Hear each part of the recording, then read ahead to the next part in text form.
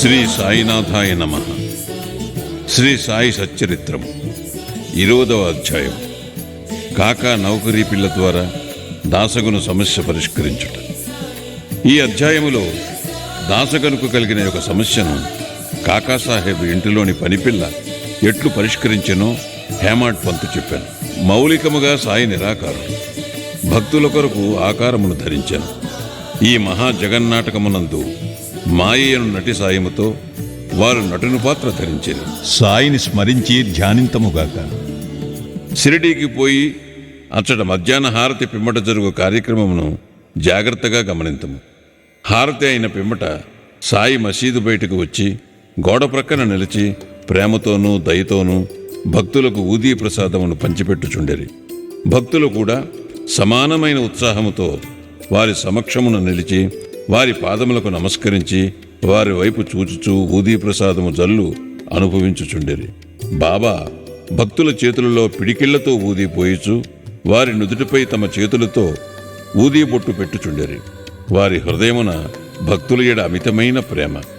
బాబా భక్తులను ఈ క్రింది విధముగా పలుకరించుచుండెరి. అన్నా, మధ్యాహ్న భోజనమునకు పొమ్ము. బాబా, నీ బసకు పో. బాపు, భోజనము చేయుము. ఈ విధముగా ప్రతి భక్తుని పలకరించి ఇంటికి సాగనంపుచుండెరి.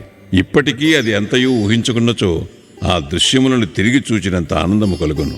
మనోపలకమున సాయిని నిలిపి వారిని ఆపాదమస్తకము ధ్యానింతుము. వారి పాదములపై పడి సగౌరవముగా ప్రేమతో వినయముగా సాష్టాంగ నమస్కారమునర్చుచు ఈ అధ్యాయములోని కథను చెప్పేదను. ఈశా వాస్యోపనిషత్తు. ఒకప్పుడు దాసగను ఈశా వాస్యోపనిషత్తుపై మరాఠీ భాషలో వ్యాఖ్య వ్రాయుటకు మొదలెడెను. మొట్టమొదట ఈ ఉపనిషత్తు గూర్చి క్లుప్తముగా చెప్పెదము. వేద సంహితలోని మంత్రములు గల దగుటిచే దీనిని మంత్రోపనిషత్తు అని కూడా ఎందురు. ఇందులో యజుర్వేదములోని 40వ అధ్యాయమగు వాజిశనేయ సంహిత యుండుటచే దీనికి వాజిశనేయ సంహితోపనిషత్తు అని కూడా పేరు. వైదిక సంహితలుండుటచే దీనిని ఇతర ఉపనిషత్తుల కన్నా శ్రేష్టమని భావించెదరు. దీనికి ఒక ఉదాహరణము, ఉపనిషత్తులన్నిటిలో పెద్దదియగు బృహదారణ్యకోపనిషత్తు ఈ ఈశావాస్యోపనిషత్తుపై వ్యాఖ్యయని పండితుడకు సాత్వలేకర్ గారు భావించుచున్నారు. ప్రొఫెసర్ రానడే గారు ఇట్లనుచున్నారు. ఈశావాస్యోపనిషత్తు మిక్కిలి చిన్నదైనప్పటికీ దానిలో అంతర్దృష్టిని కలిగించు అనేక అంశములున్నవి. 18 శ్లోకములలో ఆత్మగూర్చి విలువైన అపురూపమగు వర్ణన, అనేక ఆకర్షణలకు దుఃఖములకు తట్టుకుని స్థైర్యము గల ఆదర్శ యోగీశ్వరుని వర్ణన ఇందు ఉన్నవి.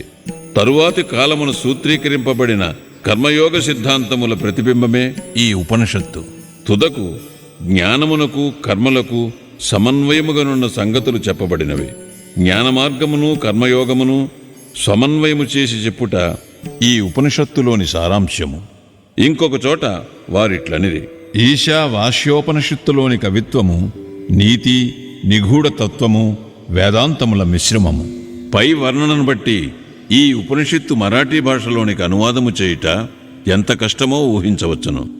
దాసగను దీనిని మరాఠీ ఓవీ ఛందములో వ్రాసెను. దానిలోని సారాంశమును గ్రహించలేకుండాటచే తాను వ్రాసిన దానితో అతడు తృప్తి చెందలేదు. అతడు కొందరు పండితులను అడిగెను, వారితో చర్చించెను. కానీ వారు సరైన సమాధానం ఇయ్యకుండెరి. కావున దాసగను కొంతవరకు వికలమనస్కుడయ్యను. సద్గురువే బోధించుటకు యోగ్యత సమర్థత గలవారు. ఈ ఉపనిషత్తు వేదముల యొక్క సారాంశము. ఇది ఆత్మ సాక్షాత్కారమునకు సంబంధించిన శాస్త్రము. ఇది జనన మరణములని బంధములను తెగగొట్టు ఆయుధము లేదా కత్తి. ఇది మనకు మోక్షమును ప్రసాదించను. కనుక ఎవరైతే ఆత్మ సాక్షాత్కారము పొందియున్నారో అట్టివారే ఈ ఉపనిషత్తులోని అసలు సంగతులు చెప్పగలరని అతడు భావించెను. ఎవరునూ దీనికి తగిన సమాధానమునివ్వనప్పుడు దాసగను సాయిబాబా సలహా పొంద నిశ్చయించుకొనెను. అవకాశము దొరకగానే షిరిడీకి పోయి సాయిబాబాను దర్శించి వారి పాదములకు నమస్కరించి ఈశావాస్యోపనిషత్తును అర్థము చేసుకున్నట్టులో తన కష్టములు చెప్పి సరైన అర్థమును బోధింపమని వేడుకొనెను. సాయిబాబా ఆశీర్వదించి ఇట్లనెను, తొందరపడవద్దు. ఆ విషయములో ఎట్టి కష్టమూ లేదు. తిరుగు ప్రయాణములో విలేపార్లేలోని కాకాసాహెబ్ దీక్షితుని పనిపిల్ల నీ సందేహమును తీర్చును. అప్పుడు అక్కడ ఉన్నవారు ఈ మాటలు విని బాబా తమాషా చేయుచున్నారనుకొనిరి. భాషాజ్ఞానము లేని పనిపిల్ల ఈ విషయం ఎట్లు చెప్పగలదనిరి. కాని దాసగను అట్లనుకొనలేదు. బాబా పలుకులు బ్రహ్మవాక్కులనుకునేను. కాకా యొక్క పనిపిల్ల బాబా మాటలందు పూర్తి విశ్వాసముంచి దాసగను సిరిడీ విడిచి విలేపార్లే చేరి కాకాసాహెబ్ దీక్షిత్ ఇంట్లో బస చేశాను. ఆ మరుసటి దినం ఉదయం దాసగను నిద్ర నుంచి లేవగానే ఒక పేదపిల్ల చక్కని పాటను మిక్కిలి మనోహరముగా పాడుచుండెను. ఆ పాటలోని విషయము ఎర్రచీర వర్ణనము. అది చాలా బాగుండెననియు, దాని కుట్టుపని చక్కగా నుండిననియు, దాని అంచుల చివరలు చాలా సుందరముగా నుండిననియు ఆమె పాడుచుండెను. ఆ పాట నచ్చుటచే దాసగును బయటికి వచ్చి వినెను. అది కాకా పని మనిషి నామ్యా చెల్లెలు పాడుచుండెను. ఆమె చిన్న పిల్ల.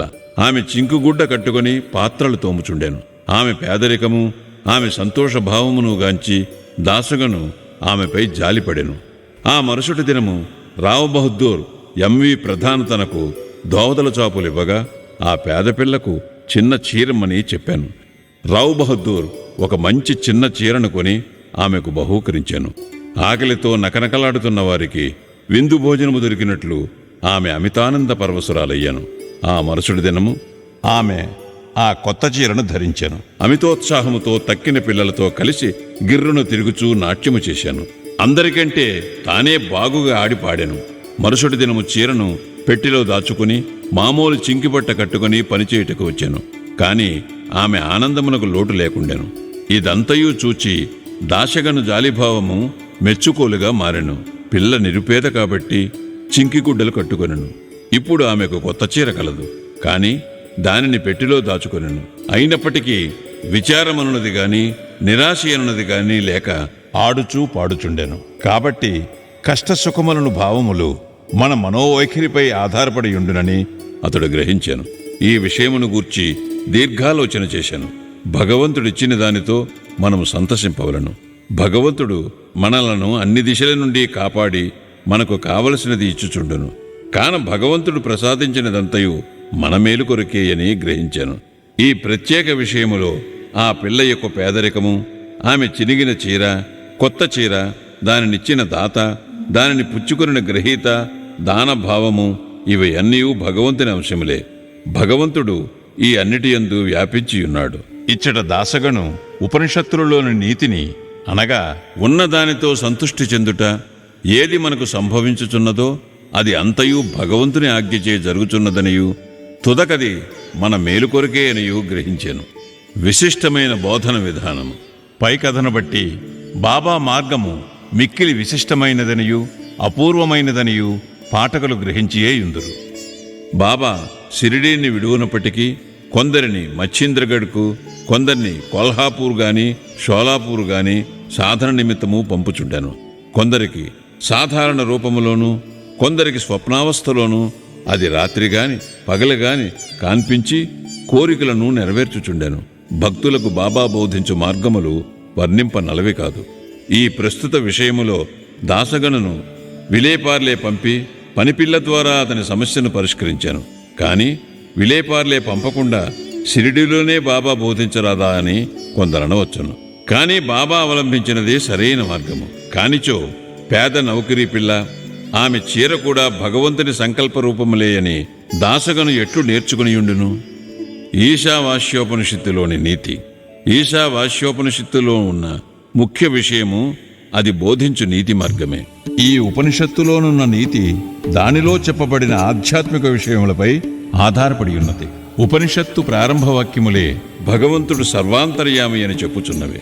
దీనిని బట్టి మనము గ్రహించవలసినదేమనా, మానవుడు భగవంతుడిచ్చిన దానితో సంతృష్టి చెందవలను. ఏలయన భగవంతుడు అన్నిటి యందు గలడు. కావున భగవంతుడు ఏది ఇచ్చెనో అది ఎల్లా తన మేలు కొరకే అని గ్రహించవలను. దీనిని బట్టి ఇతరుల సొత్తుకై ఆశింపరాదనియు, ఉన్నదానితో సంతృష్టి చెందవలననియు, భగవంతుడు మన మేలు కొరకే దానిని ఇచ్చియున్నాడనియు, కావున అది మనకు మేలు కలుగజేయననియు గ్రహించవలను. ఇందులోని ఇంకొక నీతి ఏమనా, మనుష్యుడెల్లప్పుడూ ఏదో తనకు విధింపబడిన కర్మను చేయుచునే ఉండవలను. శాస్త్రములో చెప్పిన కర్మలు నెరవేర్చవలను. భగవంతుని ఆజ్ఞానుసారము నెరవేర్చుట మేలు. ఈ ఉపనిషత్తు ప్రకారము కర్మ చేయకుండా నుండుట ఆత్మనాశనమునకు కారణము. మానవుడు శాస్త్రములో విధించబడిన కర్మలు నెరవేర్చుట వలన నైష్కర్మ్యాదర్శము పొందును. ఏ మానవుడు సమస్త జీవరాశిని ఆత్మలో చూచునో, ఆత్మ అన్నిటియందు ఉండునట్లు చూచునో, వేయేల సమస్త జీవరాశియు సకల వస్తువులు ఆత్మగా భావించును, అట్టివాడు ఎందుకు మోహమును పొందును? వాడెందులకు విచారించును? అన్ని వస్తువులలో ఆత్మను చూడకపోవుటచే మనకు మోహము, అసహ్యము, విచారము కలుగుచున్నవి. ఎవడైతే సకల వస్తుకోటిని ఒక్కటిగా భావించునో, ఎవనికైతే సమస్తము ఆత్మయుగును, అతడు మానవులు పడు సామాన్య బాధలకు, దుఃఖ వికారములకు లోనుకాడు. శ్రీ సాయినాథాయ నమః. 20వ అధ్యాయం సంపూర్ణం. సద్గురు శ్రీ సాయినాథార్పణమస్తు. శుభం భవతు.